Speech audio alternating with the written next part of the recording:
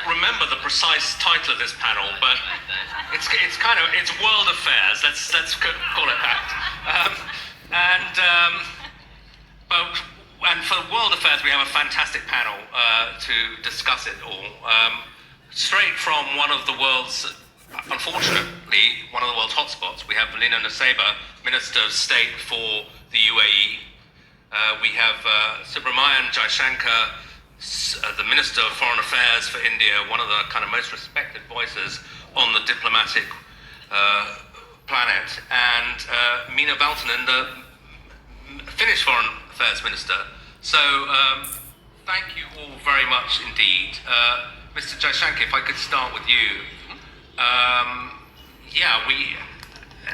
think India's position, everybody's obviously one of the world's big powers, so what you do matters. And in Europe, people have been a bit equivocal about India's position on the Russia-Ukraine war. Why aren't you more committed to the Ukraine fight? Now you have another big war close at hand in Iran and so on. Explain to the audience here, you're sitting in Delhi, how do you see the challenges posed by those two conflicts and India's national interests and how you're trying to steer them? Mostly countries are committed to wars they fight and are equivocal about ones which they observe, as a general proposition. Yeah. So I can think of a lot of wars close to us where the rest of the world is quite equivocal.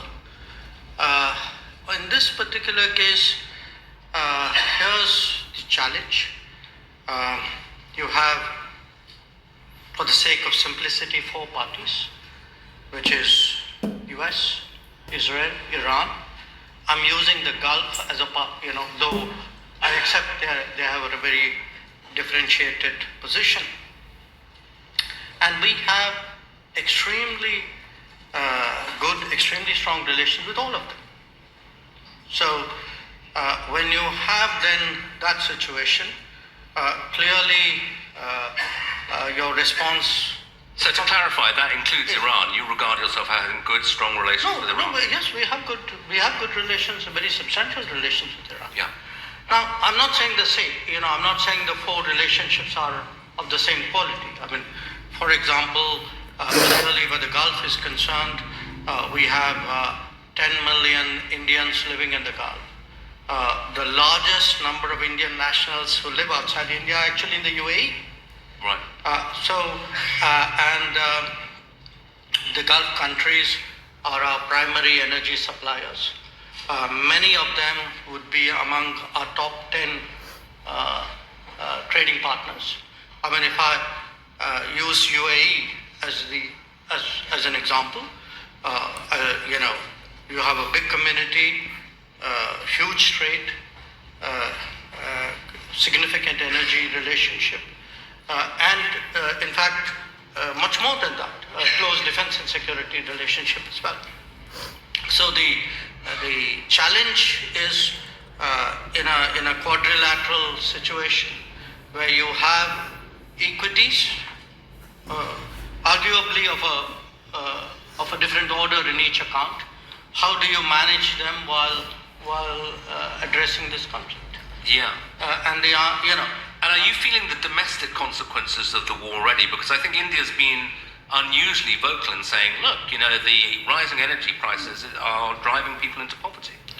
Yes, because when you are a low income or a low middle income country, then as indeed happened after the Ukraine war as well, an increase in energy prices hits a low income country much more than it does a middle income or a high income country. And are you just stuck in the role of kind of frustrated observer, or is there much you can do to try to help? Well, I think at this time, much of the world is stuck in the position of a frustrated observer. But a lot of countries are trying to do what they can in this situation. Yeah. So it's not for want of trying. I mean, I'm talking about us alone, but I think, certainly there are not that many countries who would have relations, decent relations with all the parties involved. So clearly we've sort of reasoned with the countries, we've been in touch with them. We hope very much that the US-Iran negotiation leads to an early outcome. Yeah.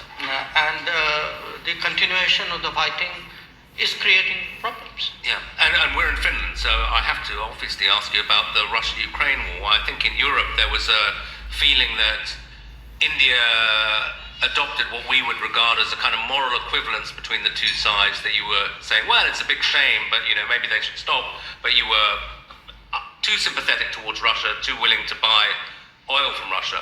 So how would you explain that position to people here? Well, I'd make two observations. I buy oil. I buy oil based on cost and availability.